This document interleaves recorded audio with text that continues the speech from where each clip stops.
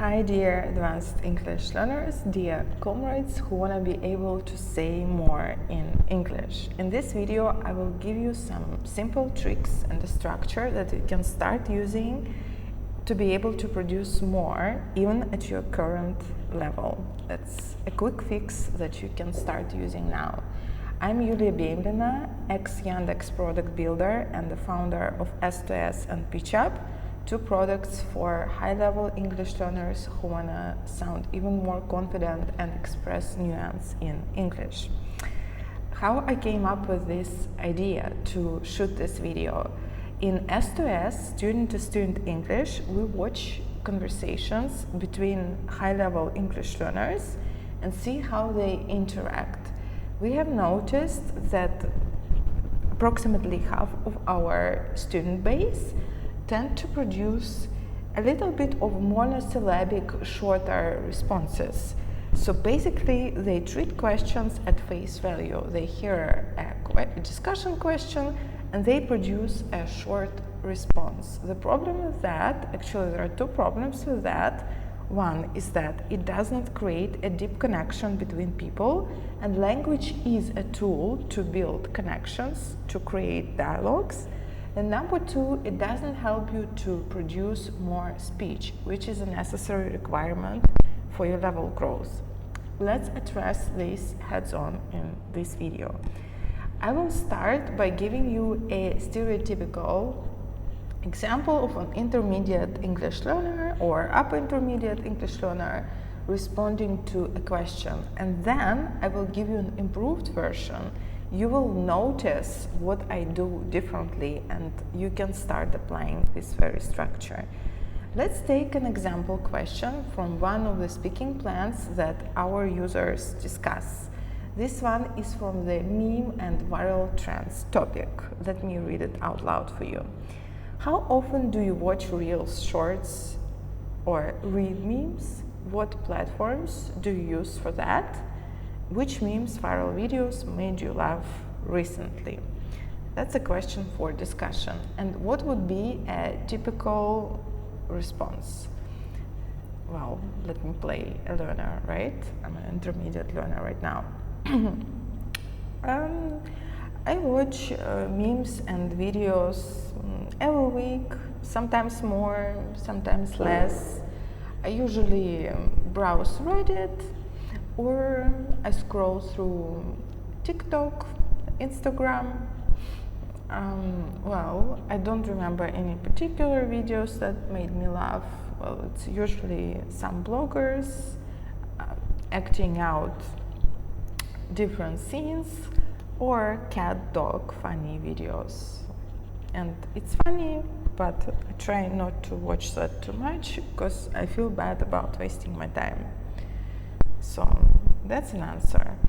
Like basically, I just treated this question as a quiz and I just gave my responses. So I think that it was not super engaging. It did not allow me to produce more, to improve my level. And I don't think that this kind of answer built a deep connection between me and my listener. Why? Well, first of all, this answer was quite generic. It could be anybody's response. It's not about me, it's like pretty much about anyone. Then I treat it as a list-like enumeration. I just enumerated the platforms, TikTok, Reddit, Instagram. I enumerated the kind of memes I watch, cat, dogs, people. And that was vague. Like honestly, it didn't help you to build a picture in your mind of what kind of recommendations I get, what I am about, what's funny for me, what inspires me.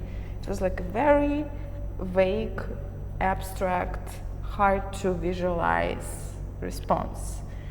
Now, let me give you an improved version. I will still play a part of a learner, and my answer is not going to be perfect either, but let's see what is different about the second version of my response and if I manage to produce a deeper and lengthier answer to the same question. All right, You can even take notes or make pauses during this video to engage your brain.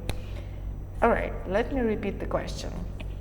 How often do you watch Reels, Shorts, or read memes? What platforms do you use for that? Which memes, viral videos made you laugh recently? Here we go. I want to start by sharing with you that until recently, I have not been immersed in the culture of viral memes and trends. I didn't have an Instagram account and I didn't have TikTok on my phone. Actually, I'm kind of tired spending a lot of time in front of the screens, and I prefer to spend my free time outdoors, meeting people offline. But since I started a blog, a Telegram blog, this spring in March, I realized that I want to analyze my competitors, and I became more active on these platforms. That means that I watch and consume more content nowadays. Even now, I'm still not active on TikTok, but I do spend a lot of time on Instagram, YouTube, and mostly on Telegram. Telegram is closer for me because it's a text-first format, and I'm more confident with texts than with videos, even though I'm shooting this video for you now. The memes that make me laugh are people being sarcastic or funny, attacking some principles that everyone believes as like holy principles. For example, that a woman should be beautiful all the time, or that you need to be successful in your career. I like people taking themselves lightly and making fun of themselves and of these big ideas that are so prevalent in the society. I usually scroll through, but now that I'm a blogger, I know that engagement means a lot to bloggers, and I started giving likes and comments more actively to encourage those who I admire to produce more. In a nutshell, I want to say that consuming viral memes helped me to understand what's funny for people and to adapt my own formats in a way that are more palatable and cater to the tastes of people, of video watchers nowadays. I don't dismiss this kind of videos as useless or waste of time. I think they are a reflection of what people care about, what triggers people, what's important for them, and I think they are a mirror of the society that we live in, and very useful for everyone who wants to understand people better. All right, so let's see what was different this time. All right, you can, before watching my interpretation, please write in comments what popped up to you, what you paid attention to in comments. I'm curious to know what sprang up to you. Well, actually, I did three things differently this time. There was a context, storytale, and cases, right? So instead of diving into enumeration, list-like enumeration, as I did last time, just like listing the platforms and the bloggers, I provided the context, what changed recently, how things had been until recently, and what has changed recently. So I gave you a context of my life, and you could sympathize and empathize with me better this way. Then I gave you a storytell. A storytell typically has the beginning and the ending and the impact that the story had on you. So there was a beginning, the march, something that started changing, and then the ending, what consuming the content means for me, right? And my opinion at the end, what I think about it. And there were some cases, the videos that I watched and what I think about them. Well, now you can think that this is just because I am a blogger, you cannot apply this to yourself, but trust me, this is not true.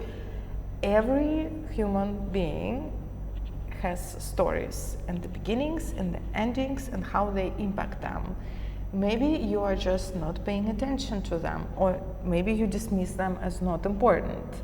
But please do not dismiss your life, right? What happens to you is important, and learn to notice it and make a story out of it. It can create more self-awareness, recognition of your life. Sharing this with other people can create deeper connections and bonds. And saying this in English out loud can boost your level further, as it pushes you to produce more speech and notice your blind zones. Super, super powerful. Please, to train that, try super boring topics like having a breakfast or brushing your teeth. These stories also have a beginning and an ending, and they have an impact on you, right? The beginning is that you wake up and maybe you feel tired, or maybe you feel guilty about oversleeping already in the morning, or maybe you feel proud that you made it and you started waking up earlier. Then you brush your teeth, and then there is an ending, there is an impact. You feel fresh, you feel ready to conquer the day. Or you realize that you want to improve self-care, you want to improve your facial regime routine and buy more products. Maybe you started researching oral health care and new toothbrushes. Maybe you want to replace your traditional analog toothbrush by an electronic device. There is so much to share about toothbrushing and about everything that you do or make in this life. All right, so let's wrap up this structure that helps you to produce more speech and say more in English. That's about storytelling, cases and context, and how you do it. The breakdown is that you pick an example, when responding, you visualize this in your memory, and you share how this started, how it ended, and what it means to you, because like everything has a meaning. Share it explicitly. Don't think it's too obvious. Say it out loud. These simple steps will allow you to start to sound deeper and produce more English and improve your level faster. Now, if you do not have people to speak with at length and practice these structures with, practice this kind of conversations on a variety of topics, you can join S2S, student-to-student English, and every week we will supply you with one great pre-selected speaking partner, another high-level language learner who shares your values and who has approximately the same level, and we will share a speaking plan with an exciting topic to discuss, a new vocabulary, and even we go one step further. Our teachers watch your 45-minute meetings, Zoom recordings, and provide you with feedback. They send you personalized feedback reports to your email, highlighting what went well and the areas for improvement. You will notice already after 1 month, and in some cases even faster, that building this habit of conversations on a weekly basis does miracles for your English and helps you to maintain and improve your level in a fun, engaging way at a very low cost. Thank you for watching. Please share this video with your friends and enjoy noticing the stories that happen to you and that you create. Your life is more exciting and meaningful than you think. Ciao.